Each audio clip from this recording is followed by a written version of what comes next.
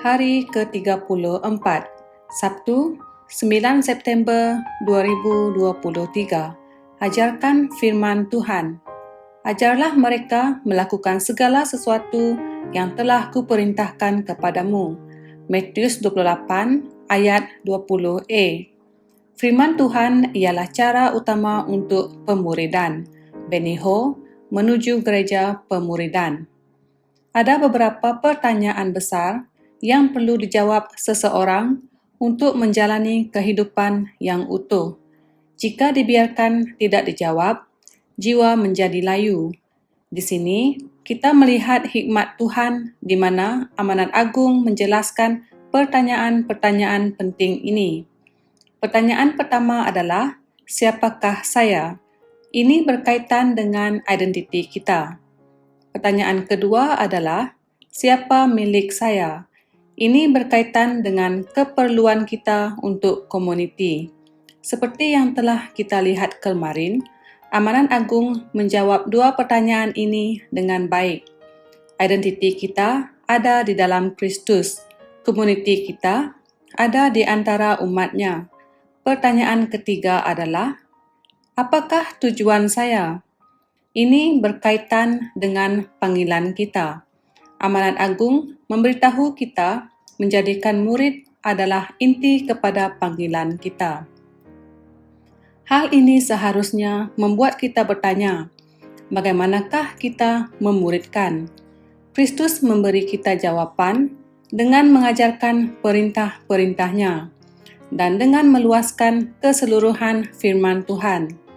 Tanggung jawab untuk mengajar ini diberikan kepada semua, bukan hanya para pastor dan pederi.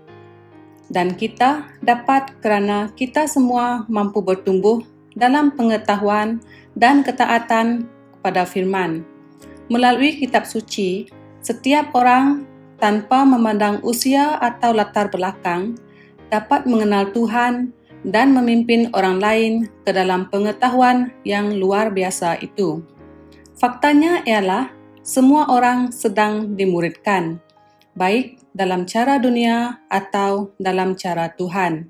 Hanya dengan kembali kepada firman, gereja dapat dipersiapkan untuk serangan akhir zaman daripada penipuan cara-cara yang kelihatan benar, tetapi pada akhirnya hanya membawa kematian.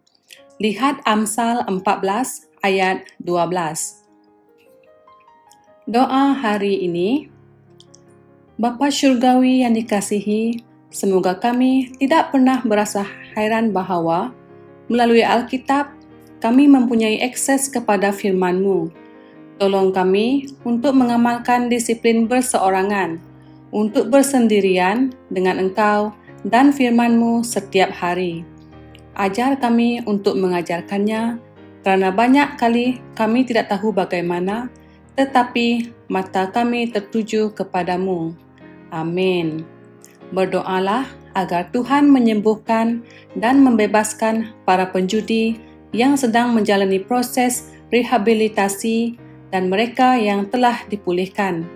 Berdoalah agar Tuhan menjauhkan mereka daripada pengaruh buruk dan juga agar terangnya menyinari keluarga dan komuniti mereka semasa mereka bersaksi tentang kuasa kemenangan darah Yesus. Pembantu rumah yang bekerja dalam persekitaran terpencil dan terkurung selalunya tidak dibayar. Bekerja berlebihan, dikurung, dirogol, diperdagangkan, malah didera hingga mati. Berdoalah agar mereka mengetahui hak asasi mereka dan mempunyai jalan untuk mendapatkan sokongan moral dan bantuan, atau bahkan menyelamatkan apabila diperlukan.